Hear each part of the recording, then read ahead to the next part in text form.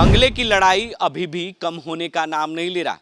आज लोजपा यानी चिराग गुट की तरफ से 12 संसदीय बोर्ड की गठन की गई है, जिसको लेकर आज हुलास पांडे संसदीय बोर्ड के जो अध्यक्ष हैं उन्होंने प्रेस वार्ता कर ये जानकारियां दी कि उपचुनाव होने वाले विधानसभा पे 2 सीटों पर लोजपा जो है अपनी भागीदारी अपनाएगी।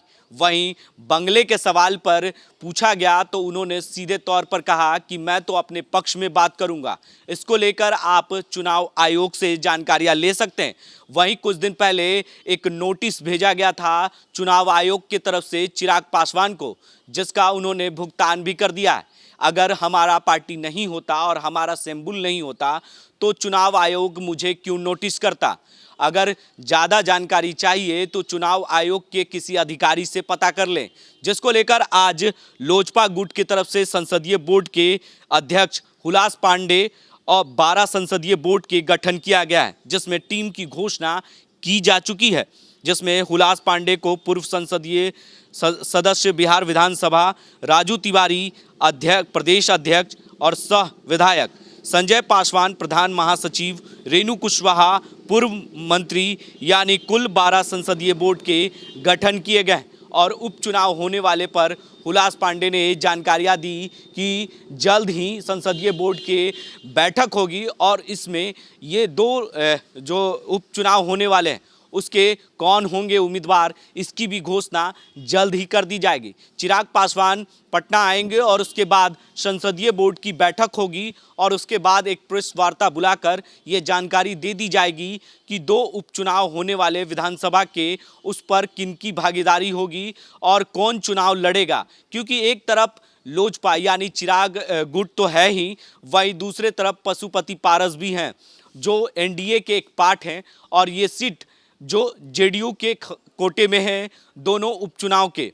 अगर लोजपा चिराग पासवान अपने उम्मीदवार खड़ा करेंगे और एक तरफ पशुपति पारस जो है वो एनडीए के समर्थन में है, तो कह सकते हैं कि होने वाले उपचुनाव की भागीदारी किसकी होगी ये तो आने वाला वक्त ही बता पाएगा।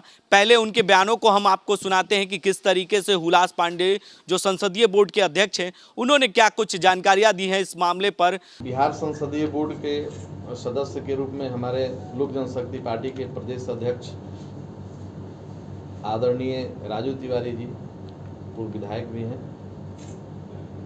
हमारे पार्टी के प्रधान महासचिव श्री संजय पासवान जी, हमारे पार्टी की वरिष्ठ नेत्री और बिहार सरकार के पूर्व मंत्री श्रीमती रेणु कुशवाहा जी विशेष आमंत्रित सदस्य हैं, श्री संजय सिंह जी हमारे बगल में बैठे हैं, हमारे साथी और लोक जनशक्ति पार्टी के संगठन मंत्री, पूर्व विधायक श्री राम विनोद पासवान जी, पूर्व विधायक श्री राजकुमार शाह जी, पूर्व बिहार विधान परिषद के सदस्य भाई मनोज सिंह जी और सदस्यता के प्रभारी हमारे श्री संजय रविदास जी, लोक जनशक्ति पार्टी के वरिष्ठ नेता और विशेष आमंत्रित सदस्य श्री शंकर झा जी, हमारे लोक जनशक्ति पार्टी के वरिष्ठ नेता डॉक्टर रंजीत कुमार सुमन जी, हमारे साथ बैठे हुए लोक जनशक्ति पार्टी के प्रदेश के प्रमुख प्रवक्ता जनाब अशरफ अंसारी जी। तो ये हम लोगों के 11 सदस्य हैं और एक हम चूँकि अध्यक्ष हैं संसदीय बोर्ड की, ये सूची है आप सबों को एक प्रति हम लोग सौंपेंगे। देखिए, लोक जनशक्ति पार्टी का बिहार संसदीय बोर्ड का आज गठन किया गया है। सभी सदस्यों का, सभी सदस्य जो हमारे हैं बिहार संसदीय बोर्ड के आज से नामित हुए हैं और बिहार विधानसभा में जो आपका 2 सीटों का उपचुनाव है उसको लेकर हम लोग आने वाले 1-2 दिनों में बिहार संसदीय बोर्ड की बैठक बुलाएंगे। पार्टी की तरफ से जो निर्णय हुआ है कि पार्टी हमारी लोक जनशक्ति पार्टी हमारे राष्ट्रीय अध्यक्ष जी के नेतृत्व में आदरणीय चिराग पासवान जी के नेतृत्व में दोनों सीटों पर उपचुनाव पार्टी लड़ेगी।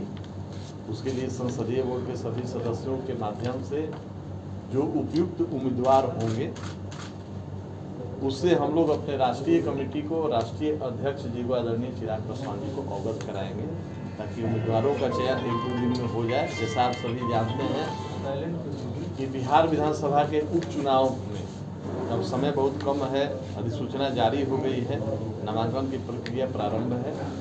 तो 1-2 दिनों के अंदर ही हम लोग बैठक करके, मीटिंग करके उपयुक्त उम्मीदवारों की सूची अपने राष्ट्रीय कमेटी और राष्ट्रीय अध्यक्ष जी को देंगे, जिस पर वहां से अंतिम फैसला लिया जाएगा और पार्टी मैदान में अपने उम्मीदवार को उतारेगी। तो क्या चुनाव अकेले लड़ेंगे या किसी और गठबंधन के साथ चुनाव लड़ेंगे? नहीं, बिल्कुल हम लोग अभी लोक जनशक्ति पार्टी अकेले चुनाव लड़ रही है कि उपचुनाव में हम लोग किसी के साथ गठबंधन हमारा कोई नहीं है और हम लोग अकेले चुनाव लड़ने की तैयारी में हैं। अब अंतिम फैसला हमारे राष्ट्रीय अध्यक्ष जी को और राष्ट्रीय कमेटी को लेना है। बिहार संसदीय बोर्ड के अध्यक्ष होने के नाते जो हम लोगों का कर्तव्य है, वो हम लोग उम्मीदवारों की सूची का चयन करके और राष्ट्रीय कमेटी के सामने रखेंगे। अंतिम फैसला तो हमारे राष्ट्रीय अध्यक्ष जी और राष्ट्रीय कमेटी लेगा। ऐसा कोई पत्र, कोई नोटिस आपको अगर मिला हो तो आप हमको जरूर दिखाइएगा।